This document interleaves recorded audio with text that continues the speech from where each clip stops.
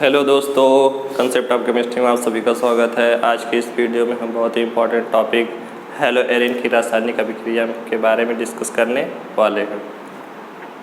और यानी last lecture में हमने क्या पढ़ा था, हेलो एरिन की अनुनादी संरचना के बारे में पढ़ा था। मैंने बताया था कि जब ये हम जानते रहेंगे हेलो एरिन की अनुनादी संरचना के बारे में, तो जो हेलो एरिन की रासायनिक अभिक्रिया है उसके बारे में कंसेप्ट समझ में आएगा कि आगे कैसे क्या हो रहा है। ठीक, तो हम इसको आज स्टार्ट करते हैं। ओके,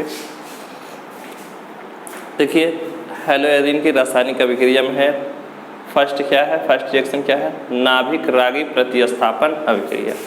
जब हम हेलो एल्केन पढ़ रहे थे तो वहाँ पे हमने पढ़ा था। ठीक, लेकिन अभी हेलो एरिन में भी हमको पढ़ना है नाभिक रागी प्रतिस्थापन अभिक्रिया। और मैंने बताया था नाभिक रागी प्रतिस्थापन अभिक्रिया क्या होता है, एक नाभिक रागी आएगा और दूसरा नाभिक रागी जाएगा। ठीक, तो लेकिन नाभिक रागी प्रतिस्थापन अभिक्रिया जो हेलो एरिन में होती है वो क्या होती है, यह मंद होती है। यानी यह अभिक्रिया क्या होती है, बहुत स्लो होती है, बहुत टाइम लेती है, यानी स्लो होती है हेलो एल्केन के कंपैरिजन में।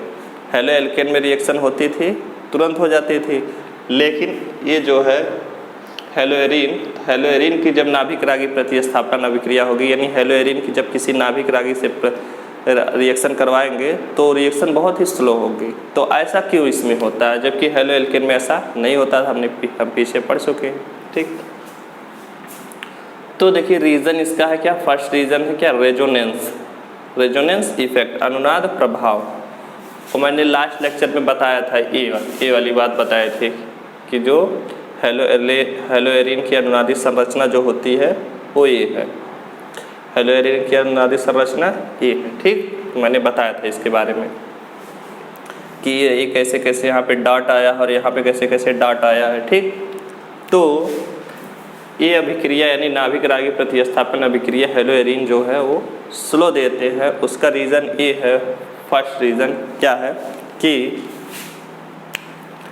यहाँ देखिए जो हेलो एल्केन था, तो हेलो एल्केन में क्या था, ये यहाँ पे देखिए क्लोरीन है और एक कार्बन है। कार्बन और क्लोरीन के बीच में एक सिंगल बॉन्ड है, यानी सिंगल बॉन्ड ही है सिर्फ। लेकिन यहाँ देखिए एक क्लोरीन है और यहाँ पे कार्बन है। ठीक, तो इस कार्बन और क्लोरीन के बीच में एक सिंगल बॉन्ड तो है ही, लेकिन एक ये पार्शियल बॉन्ड और आ गया। क्या आ गया, पार्शियल बॉन्ड, यानी ये पूरा बॉन्ड नहीं है। ठीक, इसको डबल बॉन्ड भी नहीं कह सकते कि यहाँ पे डबल बॉन्ड, हाँ लेकिन डबल बॉन्ड वाला कैरेक्टर आ गया है। ठीक, पूरा डबल बॉन्ड नहीं है लेकिन डबल बॉन्ड वाला कैरेक्टर आ गया है कि डबल बॉन्ड जैसा हो रहा है। ठीक, लग रहा है। तो ये अभी तो सिंगल बॉन्ड था, जितना मजबूत था इस कार्बन और क्लोरीन के बीच में जितना बॉन्ड मजबूत था वो तो था ही, लेकिन एक पार्शियल बॉन्ड आ गया है, यानी ये भी बॉन्ड अब क्लोरीन और कार्बन के बीच में बन गया। तो इस बॉन्ड की वजह से ये बॉन्ड क्या हो जाएगा, और भी मजबूत हो जाएगा। तो जब ये बॉन्ड और मजबूत हो जाएंगे ये यानी क्लोरीन और कार्बन के बीच में, तो एक क्लोरीन Cl माइनस के रूप में निकलना इसका मुश्किल हो जाएगा। ठीक, Cl माइनस के रूप में क्लोरीन का निकलना मुश्किल हो जाएगा। ठीक, क्योंकि यहाँ पे डबल बॉन्ड वाला कैरेक्टर आ गया है। ठीक, तो इसलिए यहाँ से बॉन्ड टूटना बहुत ही मुश्किल होगा और आसानी के साथ टूटेगा नहीं, यानी यहाँ से क्लोरीन आसानी के साथ निकलेगा नहीं Cl माइनस के रूप में। ठीक, ये हो गया क्या, फर्स्ट रीज़न। अब सेकेंड रीज़न क्या है, देखते हैं कि ये जो बॉन्ड है इस कार्बन और क्लोरीन के बीच में है, तो ये जो कार्बन है, ये वाला जो कार्बन है ये sp2 संकरण, इस पर क्या है, sp2 संकरण है। ठीक, और ये वाला यहाँ जो हेलो एल्केन, ये हेलो एरिन है, ये क्या है, हेलो एरिन है। और ये जो है ये क्या है, हेलो एल्केन है। ठीक, हेलो एल्केन है। तो ये जो हेलो एल्केन है, ये इसमें जो कार्बन है इस पे कौन सा संकरण है, sp3 संकरण है, ठीक। और संकरण कैसे निकालते हैं ये मैं बता चुका हूँ, ठीक, जब हेलो एल्केन पढ़ा रहा था, ठीक। तो आप लोग वो वीडियो जाके देखें, वहाँ पे मैंने बहुत अच्छी तरह बताया कि कैसे संकरण निकालते हैं। तो इस पे sp3 संकरण और इस कार्बन पे, यानी ये जो कार्बन है इस पे sp2 और ये जो कार्बन है इस पे sp3, ठीक। तो जो sp2 संकरण होता है जिस कार्बन पर, वो होता है अधिक विद्युत ऋणात्मक। क्या होता है वो, अधिक विद्युत ऋणात्मक। और जो जिस कार्बन पे sp3 संकरण है वो कार्बन होता है कम विद्युत ऋणात्मक, ठीक। और मैंने बताया है कि विद्युत ऋणात्मक का मतलब कि इलेक्ट्रॉन को अपनी तरफ खींचने की कितनी ताकत है, ठीक। अगर ये अधिक विद्युत ऋणात्मक है तो इसका मतलब इसके, यानी ये कार्बन अगर अधिक विद्युत ऋणात्मक है तो यानी इसकी जो कैपेसिटी है इलेक्ट्रॉनों को खींचने की अधिक है, ज़्यादा है, ठीक। और अगर एक कम विद्युत ऋणात्मक है ये कार्बन, तो यानी इसका मतलब कि इसकी जो खींचने की कैपेसिटी है इलेक्ट्रॉनों को अपनी ओर, वो क्या है, कम है इसके कंपैरिजन में, ठीक। तो अगर इस कार्बन की इलेक्ट्रॉनों को खींचने की यानी विद्युत ऋणात्मकता अधिक है तो क्या होगा कि ये क्या करेगा, इसमें जो इस बांड में जो इलेक्ट्रॉन है, इस बांड में जो इलेक्ट्रॉन है वो क्या करेगा, ये कार्बन मजबूती के साथ पकड़े हुए रहेगा, मजबूती के साथ पकड़े हुए रहेगा। तो ये जो Cl है इसका Cl माइनस के रूप में निकलना मुश्किल होगा, यानी आसानी के साथ ये कार्बन ये जो बांड में इलेक्ट्रॉन है इसको ले जाने नहीं देगा, यानी Cl माइनस के रूप में आसानी से निकलने नहीं देगा ये कार्बन, क्योंकि अधिक भी विद्युत ऋणात्मक है। लेकिन यहाँ क्या होता है, ये कम विद्युत ऋणात्मक है, तो इसलिए क्या होता है यहाँ पे आसानी से ये Cl माइनस के फॉर्म में निकल जाता है, ठीक। तो यहाँ इसलिए हेलो एल्केन में आसानी से रिएक्शन हो जाती थी, लेकिन यहाँ पे क्या होता है, निकलने नहीं देगा ये कार्बन क्लोरीन को Cl माइनस के फॉर्म में आसानी से, ठीक। तो इसलिए यह अभिक्रिया क्या होती है, मंद होती है, ठीक। फर्स्ट रीज़न क्या था, फर्स्ट रीज़न था कि ये जो द्विबंध वाला कैरेक्टर आ गया है, यानी डबल बांड वाला कैरेक्टर, तो इस वजह से ये बांड और मजबूत हो जाएगा और क्या होगा, क्लोरीन यहाँ से Cl माइनस फॉर्म में नहीं निकल पाता। ये तो एक फर्स्ट रीज़न होगा। और सेकंड रीज़न क्या है कि ये जो कार्बन है अधिक विद्युत ऋणात्मक है, ठीक, इस कार्बन के कंपैरिजन में, ठीक। तो ये कार्बन आसानी के साथ क्लोरीन को Cl माइनस के फॉर्म में निकलने नहीं देगा, ठीक, जबकि यहाँ पे Cl आसानी के साथ निकल जाएगा क्योंकि ये कार्बन कम विद्युत ऋणात्मक है, ठीक। तो यही दो मेन रीज़न थे कि जो हेलो एरिन की रासायनिक अभिक्रिया यानी नाभिक रागी प्रतिस्थापन अभिक्रिया जो मंद होती है, मेन जो रीज़न दो थे यही थे, ठीक। और हम जब हेलो एल्केन पढ़ रहे थे वहाँ पे हमने पढ़ा था SN2 एंड SN1 रिएक्शन।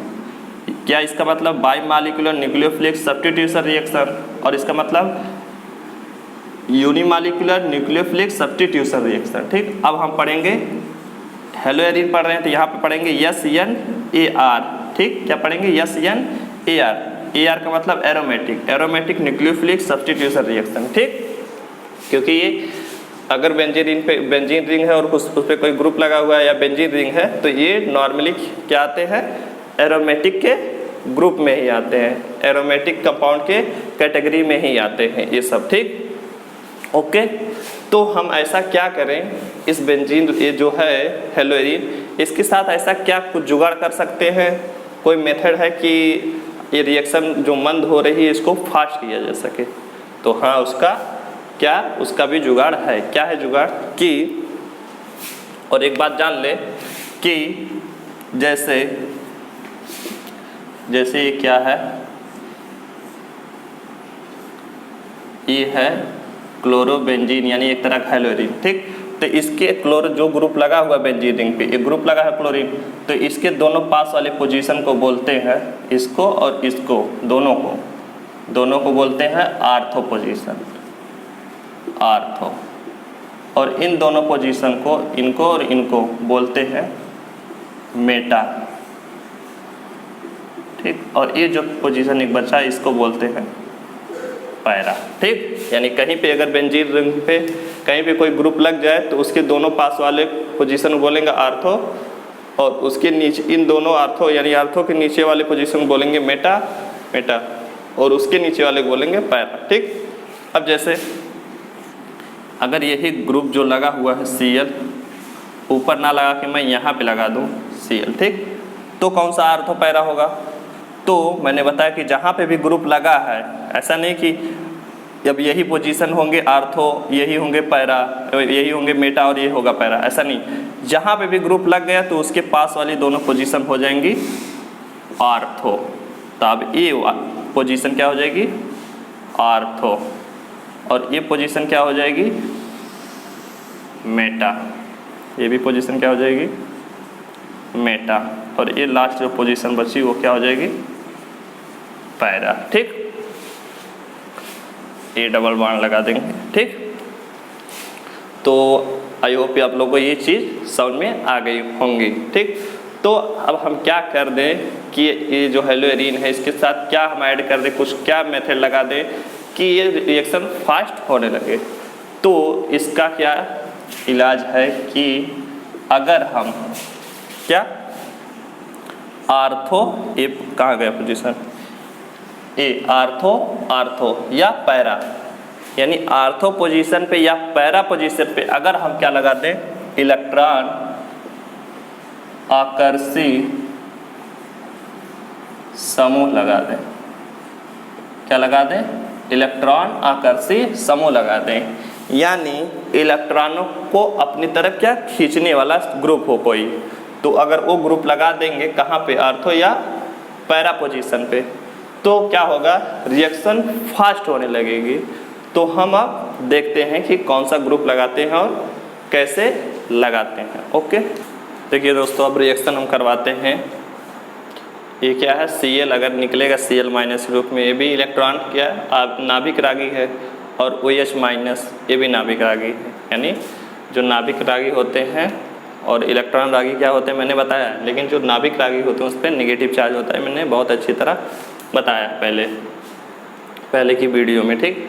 तो अगर हेलोएरीन की हम रिएक्शन करवा रहे हैं किसी नाभिक रागी से, ठीक, तो मैंने बताया था कि रिएक्शन बहुत ही स्लो होती है। तो उसका क्या इलाज क्या है कि कोई इलेक्ट्रॉन आकर्षी समूह आर्थो या पैरा पोजीशन पे जोड़ देंगे तो इलेक्ट्रॉन यानी रिएक्शन क्या होने लगेगी?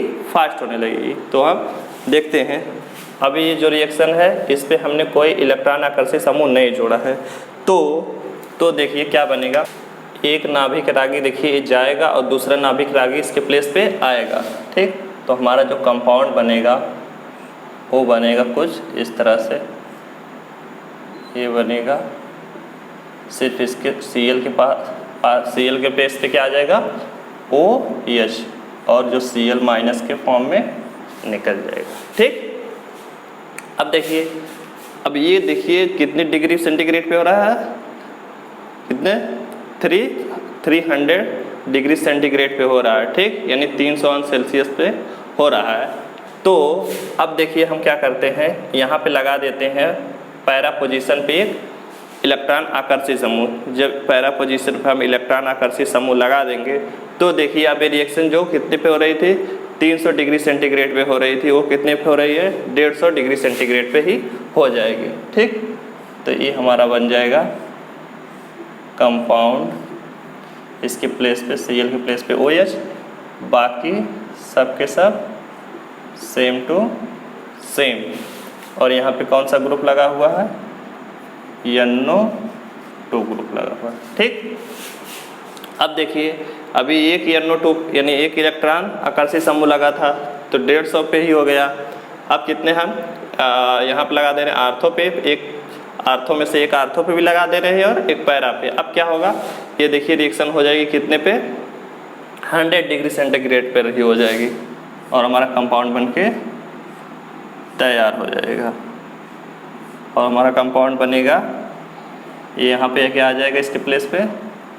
OH, और यहाँ पे NO2 तो पहले से ही हैं तो ये रहेंगे ही, और ये double bond double bond double bond. ठीक, अब देखिए, अब हमने क्या किया, जो दोनों पोजीशन आर्थो थे वहाँ पे भी NO2 यानी इलेक्ट्रॉन आकर्षी समूह लगा दिया, और जो पैरा था वहाँ पे भी लगा दिया। ठीक, तो अब क्या होगा, सिर्फ हम इसकी रिएक्शन वार्म वाटर से कर देंगे। ठीक, तो ही हमारा कंपाउंड बन के तैयार हो जाएगा, क्योंकि जो H2O है, H2O में OH माइनस होता ही है। ठीक, H प्लस OH माइनस मतलब H2O, तो इसमें खुद होता है। तो सिर्फ हम क्या करेंगे, वार्म वाटर ले लेंगे तो ये रिएक्शन हमारी हो जाएगी। इसके Cl के प्लेस पे OH आ जाएगा, तो इस Cl के प्लेस पे क्या हमारा आ जाएगा, ये आ जाएगा OH, और यहाँ पे जो NO2 था ये लगा ही रहेगा, और यहाँ पे जो NO2 लगा था ये भी लगा रहेगा, और यहाँ पे जो लगा था वो भी लगा ही रहेगा। ठीक, और ये जो डबल बॉन्ड लगे थे ये भी लगे रहेंगे, ये भी लगे रहेंगे, ये भी लगे रहेंगे। ठीक, तो इस तरह से देखिए रिएक्शन नाभिक रागी प्रतिस्थापन अभिक्रिया होती है। कि हम सब जानते हैं कि हेलोएरिन जो है रिएक्शन नाभिक रागी प्रतिस्थापन अभिक्रिया बहुत स्लो देते हैं। तो मैंने बताया कि जब इलेक्ट्रॉन आकर्षी समूह लगा देंगे तो रिएक्शन क्या होने लगेगी, फास्ट होने लगेगी। ठीक, तो देखिए यहाँ पे क्या 300 यानी 300 डिग्री सेंटीग्रेड पर रिएक्शन हो रही है जब हमने कोई ग्रुप नहीं लगाया, और जैसे ही ग्रुप 1 लगाया तो ये 150 होने लगी, फिर 2 अगर ग्रुप लगा दिया तो 100 पे ही होने लगी, और अगर 3 लगा दिया तो सिर्फ हम वार्म करेंगे, वार्म वाटर से रिएक्शन करवाएंगे, तुरंत हमारा कंपाउंड बन के तैयार हो जाएगा। देखिए दोस्तों, अब हम पढ़ते हैं SNAR क्रिया विधि, यानी जो हमने रिएक्शन पढ़ी उसकी क्रिया विधि पढ़ेंगे कि कैसे हुआ। ठीक, तो देखिए ये क्या है, एक तरह क्या है, हेलोएरिन है, और हम रिएक्शन किससे करा रहे थे अभी, नाभिक रागी से, तो इसलिए न्यूक्लियोफाइल के ऊपर निगेटिव रहता है, हम जो सब जानते हैं। तो यानी कोई भी OH माइनस भी हो सकता है, और भी कोई हो सकता है, Cl माइनस तो लगा ही हुआ है, ब्रोमीन माइनस भी हो सकता है, ये भी क्या है, नाभिक रागी ही है। ठीक, तो यानी उसके ऊपर नेगेटिव चार्ज हो जाएगा तो क्या हो जाएगा, नाभिक रागी हो जाएगा। ओके, तो अगर ये नाभिक रागी अटैक करता है, क्या नाभिक रागी अटैक करेगा, ये देखिए यहाँ पे, और यहाँ पे NO2 ग्रुप लगा रहेगा, कि हम क्योंकि हमने रिएक्शन जो पढ़ा है अभी वो क्या पढ़ा है कि जब हम इलेक्ट्रॉन आकर्षी समूह लगा देते हैं तो रिएक्शन फास्ट होने लगती है। तो कैसे होती है, ऐसा कैसे होता है, उस बात को हम देखते हैं। तो ये जब न्यूक्लियोफाइल अटैक करेगा इस कार्बन पर, ठीक, तो क्या होगा, यहाँ से देखिए ध्यान से, तो यहाँ पे देखिए 1 2 3 4 बांड पहले से है, और कौन सा 5वां बांड आ रहा है, तो ये जो एक पाई बांड है उठ के यहाँ पे आ जाएगा। ठीक, तो ये हो जाएगा, ये बनेगा यहाँ पे कुछ इस तरह से, या यहाँ पे क्या लग जाएगा, ये Cl तो था ही, और ये लग जाएगा न्यूक्लियोफाइल जो था। ठीक, और ये जो डबल बांड उठ के आ गया यहाँ, तो इसलिए नेगेटिव चार्ज, ये डबल बांड पहले से था और ये यहाँ पे भी था, और ये NO2 ग्रुप पहले से ही लगा था, और ये एक तरह की क्या बन जाएगी, मध्यवर्ती यानी इंटरमीडिएट बन जाएगा। ठीक, तो अब कैसे होगा, अब आगे क्या होगा, कुछ नहीं होगा ज़्यादा कुछ, बस ये क्या होगा, Cl माइनस के फॉर्म में निकलेगा, और ये जो है Cl यानी इस कार्बन पर जो नेगेटिव आया है ये यहाँ पे दे देगा, तो यहाँ पे डबल बॉन्ड बन जाएगा। तो ओवरऑल हमारा जो कंपाउंड बन तैयार होगा वो कुछ इस तरह से होगा।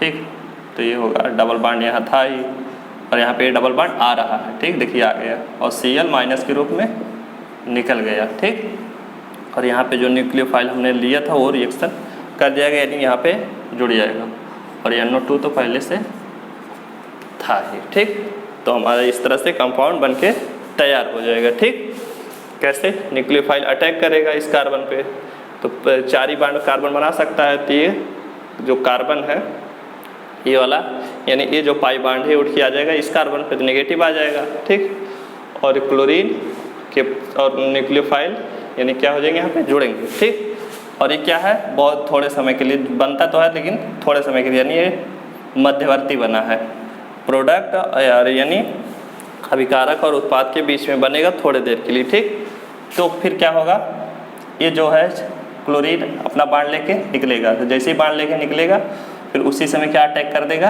यानी अटैक का मतलब ये जो इस कार्बन पे नेगेटिव चार्ज है वो कहाँ आ जाएगा, यहाँ, तो क्या हो जाएगा यहाँ पे डबल बाण बन जाएगा, इसलिए डबल बाण बन गया। ठीक, तो इस तरह से हमारा कंपाउंड बन के क्या हो जाएगा, तैयार हो जाएगा। ये जो लिखा मध्यवर्ती, इस बात को हम देखते हैं कि NO2 ग्रुप जो लगाया है, तो हम ये जो NO2 ग्रुप हमने लगाया है तो ये रिएक्शन को कैसे अस्थायी बनाता है, तो इस बात को हम समझते हैं। तो देखिए इस बात को समझते हैं, क्या है, ये है यहाँ पे Cl लगा हुआ है और यहाँ पे लगा है न्यूक्लियोफाइल, और यहाँ पे क्या है निगेटिव चार्ज, और यहाँ पे क्या है डबल बांड, यहाँ पे भी डबल बांड, और यहाँ पे NO2, और NO2 को हम इसका स्ट्रक्चर फॉर्म में लिखेंगे डबल बांड O और सिंगल बांड O। ठीक, यानी इस तरह से है। तो क्या होता है कि ये जो बांड, यानी ये जो माइनस चार्ज है इस कार्बन पे, फाइनली तो यहाँ पे ये बांड बना लेगा, यहाँ पे जाके फाइनली बांड बनाएगा, लेकिन उससे पहले क्या करेगा, ये क्या करेगा, अपना इलेक्ट्रॉन यहाँ दे देगा। ठीक, तो ये जब अपना इलेक्ट्रॉन यहाँ देगा तो ये जो पाई बांड है ये क्या कर देगा, यहाँ पे दे देगा। ठीक, तो जब यहाँ पे दे देगा तो क्या होगा, इस बात को हम देखते हैं।